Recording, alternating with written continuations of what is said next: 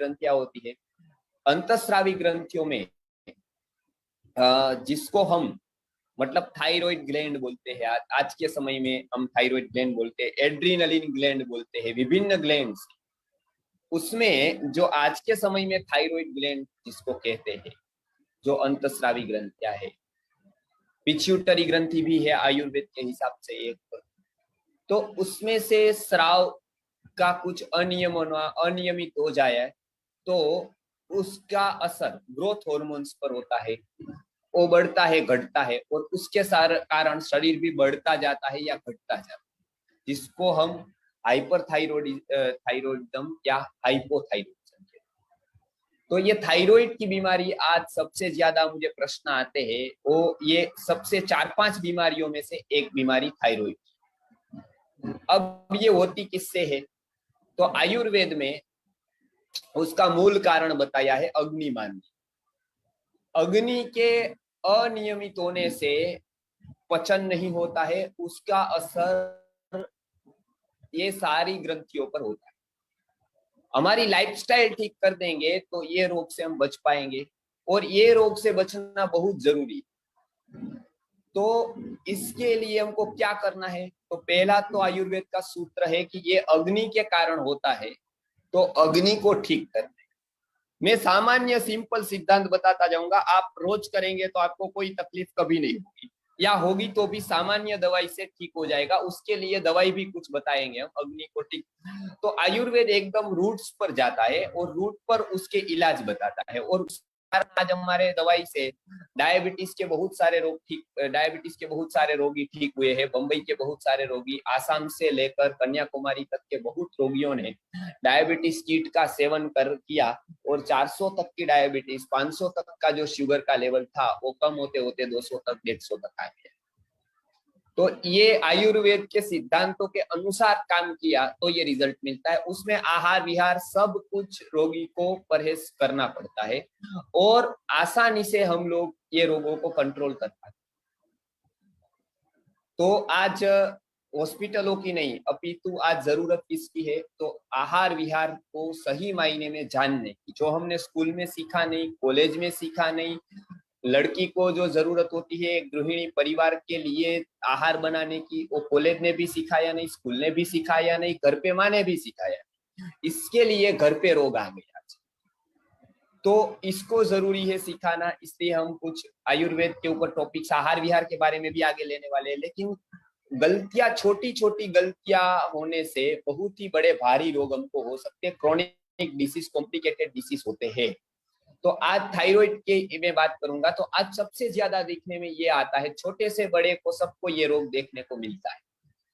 तुरंत हमारा बढ़ गया यदि शरीर, तो हम टेस्ट करवाते हैं, थायराइड आता है, फिर दवाई चालू हो जाती है। एक बार दवाई चालू हुई कि फिर बंद करना मुश्किल हो जाता है। तो उसके लिए आयुर्वेद में सबसे पहला बताया है कि अग्नि आपकी ठीक करो। आयुर्वेद के हिसाब से धातु अग्नि अलग है, 7 धातु को पचाने वाली अग्नि में आयुर्वेद की एनाटॉमी एंड फिजियोलॉजी लूंगा सुश्रुत के अनुसार। सुश्रुत मुनि उसके बारे में क्या बताते हैं तो मैं वो बताऊंगा। अभी मैं ये कह रहा हूँ कि 7 धातु अग्नि होती है, 5 महाभूताग्नि होती है, और 13वीं हमारी जठराग्नि होती है। ये 13 प्रकार की अग्नि, आयुर्वेद का मूल में 13 प्रकार की अग्नि का वर्णन किया गया है। भगवान ने भी गीता में अहम वैश्वानरो भूत्वा प्राणिनाम देहमाश्रितः प्राणापान समायुक्तः पचाम्यन्नं चतुर्विधम, मैं अग्नि बनकर आहार का पचन करता हूँ, ऐसा भगवान ने गीता में भी बताया है। अग्नि को अपना स्वरूप बताया है, तो अर्थात हमको अग्नि का कितना ध्यान रखना चाहिए ये भी बताया। तो सबसे पहले ये ध्यान रख ले कि अग्नि कब बिगड़ती है? जब आपको भूख लगती है और आप खाते नहीं, तब अग्नि बिगड़ती। भूख लगती है और पानी पीते हैं, तब आपको सबसे ज्यादा संभावना ग्रंथियों के अंतस्राव के डिस्टर्बेंस होने की हो जाती है। आपको थायराइड जैसे भयंकर रोग होते हैं, गुल्म जैसे रोग होते हैं, असाइटिस जैसे रोग होते हैं। इसलिए हमारे यहाँ बताए कि आपको भूख लगे तब भूल से भी पानी न, भूख लगी है तब खाए, तब खाने की जरूरत है, प्यास लगी है तब पिए। अब भूख लगी है और आप भूख को मार रहे हैं, खा नहीं रहे हैं, तो थायराइड से लेकर और सारे अंतस्रावी ग्रंथियों से जो होने वाले रोग है, डायबिटीज है, शुगर का लो हो जाने वाला है, बीपी का लो हो जाना है, ये सारे रोग हो सकते हैं भूख के आवेग को रोकने से। ऐसे 13 प्रकार के आवेग दिए हैं, इसको रोकने से, इसको दबाने से बहुत सारे रोग होते हैं। इसलिए आयुर्वेद कहता है कि शरीर जो मांगता है वो आप उसको दो। लेकिन ये पहले जान लो कि ये शरीर मांग रहा है ना, मन नहीं मांग रहा है ना। तो शरीर को दो। शरीर प्यास लगी तो शरीर को पानी चाहिए, नेचुरल है, तो ये शरीर को दे दो, पानी दे दो उसको। भूख लगी तब भोजन दे दो, भोजन का टाइम नहीं है तो चना दे दो, मुरमुरा दे दो, लाजा दे दो, अर्थात तो जो धानी का आता है वो दे दो। ऐसे कोई आहार आयुर्वेद ने बताया जो आप कभी भी खा सकते, एनी टाइम खा सकते भूख लगी। तो भूख को बार बार मारना नहीं, भूख लगी तो भोजन कर लेना है टाइम पर। दूसरी बात, बार बार भोजन करने से भी ये तकलीफें होती, तो बार बार न खाए। कोई भी वस्तु एक बार खाई उसको पचने के लिए टाइम दे। यदि ऐसा नहीं करते तो अंतस्रावी ग्रंथियों में तकलीफ होती है, अग्नि मंद हो जाती है। अग्नि मंद होने से थायराइड जैसी बीमारियां होती है, डायबिटीज जैसी बीमारियां, ब्लड प्रेशर जैसी बीमारियां और ओबेसिटी जैसी बीमारियां होती है बार बार खाने से।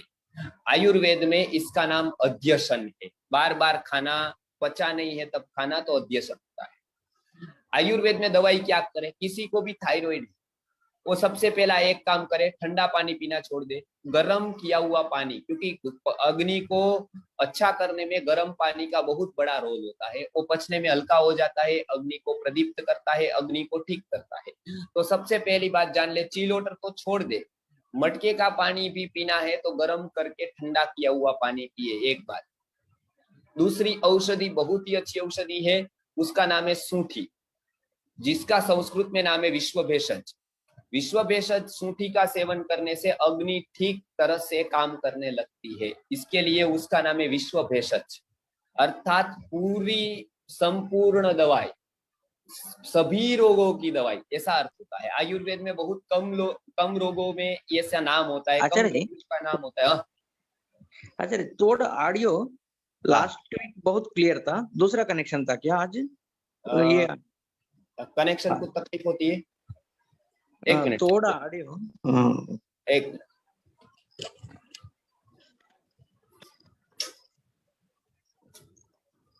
एक मिनट। देखिए अभी अभी ठीक है, ठीक है आचार्य जी। ठीक है।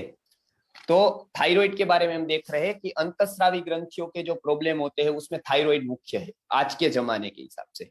वो प्रॉब्लम होता है अग्नि के कारण, वो मैंने बताया। अग्नि बिगड़ती है हमारे आहार विहार के कारण, ये मैंने बताया। तो जिसको भी थायराइड है और ऐसे कॉम्प्लिकेशंस वाले, ऐसे कॉम्प्लिकेटेड रोग है, उसके लिए सबसे पहला नियम ये है कि वो पानी गर्म करके ठंडा किया हुआ पीना शुरू करे। सुबह गर्म कर दे, उससे क्या फर्क पड़ेगा, उससे पानी को जो पचने का टाइम होता है वो आधा हो जाता है। भाव प्रकाश नामक ग्रंथ में भाव मिश्र जी ने बताया कि कोई भी कॉम्प्लिकेटेड रोग हो, आपको कैंसर से लेकर डायबिटीज से लेकर ब्लड प्रेशर से लेकर थायराइड तक के, वो सारे पहला काम ये करना है कि गर्म करके ठंडा किया हुआ पानी पीना है। उसमें ऋतु के अनुसार औषधियां डालनी।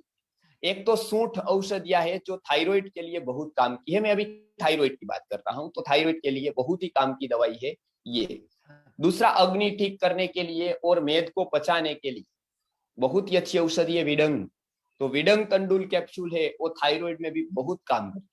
जो हमने विडंग तंडुल, ऐसे एक ही दवाई अनेक रोग पे काम आती है। जैसे वो काम आती है वैक्सीन लिया है उसके टॉक्सिन्स को दूर करने के लिए, वैक्सीन नहीं लिया है तो इम्यूनिटी को बढ़ाने के लिए भी विडंग तंडुल का रोल है। उसी तरह से थायराइड के लिए भी, हाइपो हो या हाइपर हो, कोई भी प्रकार का थायराइड हो, उसको अंतस्रावी ग्रंथियों का जो स्राव होता है उसका नियमन जरूरी होता है। वो अग्नि ठीक होने से वो ठीक हो जाता है।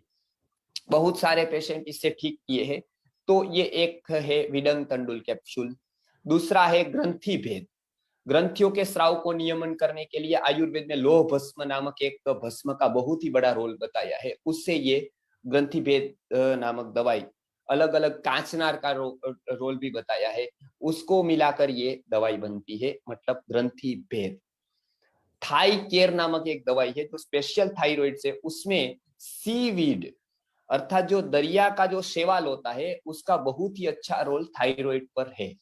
आज आयुर्वेद में संशोधन इतना नहीं होता है, लेकिन गुरुजी ने थायराइड पर बहुत ही अच्छा उसके ऊपर रोल बताया था और बाद में प्रयोग किए, और इसका आयुर्वेद के प्राचीन ग्रंथों में वर्णन आता है।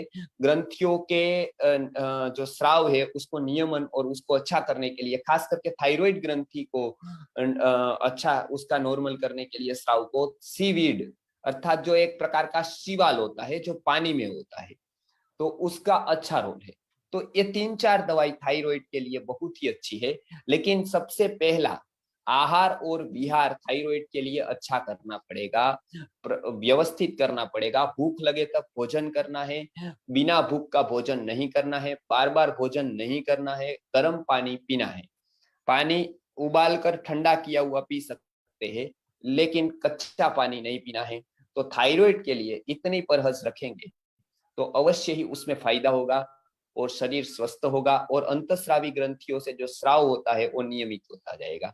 दूसरा कि जगने के टाइम पर सोना नहीं है, सोने के टाइम पर जगना नहीं है। दिन में सोना नहीं है, रात में जगना नहीं है। रात्रि का जो समय होता है वो सोने का समय है, और उस समय आप उस समय सोएंगे तो ग्रंथियों के पूरे स्राव नॉर्मल होते जाएंगे, तो साइकोसोमेटिक डिसीज नहीं होंगे।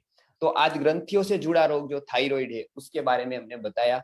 ये तो एक ग्रंथि है, ऐसी अनेक ग्रंथियों के स्राव जो हमारे शरीर में अंतःस्राव होते हैं और उसके कारण हमारा शरीर स्वस्थ रहता है। उसके स्राव यदि बराबर नहीं हुआ तो हमको बहुत प्रकार के जटिल रोग होते हैं, और वो स्राव जब तक ठीक नहीं होते हैं तब तक हमको परेशानी रहती है। उसके लिए दवाई लेनी पड़ती है। एक बार दवाई की आदत रही तो दवाई लेने से ही वो स्राव होता है, दवाई नहीं ली तो वो व्यवस्थित नहीं होता है, तो दवाई जीवन भर चलती है। वो दवाई की कुछ साइड इफेक्ट्स होती है। इसलिए आयुर्वेद ने बताया कि अग्नि रक्षति रक्षितः, अग्नि को ठीक कर दो, अग्नि सब ठीक कर देगा आपका। तो अग्नि को ठीक करने के लिए ये सारी औषधियां, ये सारे आहार है। उसमें मैंने सबसे अच्छी औषधि बताई वो सूंठी है। तो सूंठ का सेवन आप 2 ऋतु में 8 महीने कर सकते हैं। जब बारिश है, अभी बारिश की मौसम आ गई तो आप कर सकते हैं, और ठंड में कर सकते हैं। गर्मी में थोड़ा कम करना है। तो ये लगभग आप 8 से 10 महीना सूंठी व्यवस्थित रूप से ले सकते हैं। आयुर्वेद ने इसको 20% बताया है। ये मैंने एक बात बताई थायराइड की, जो सबसे ज्यादा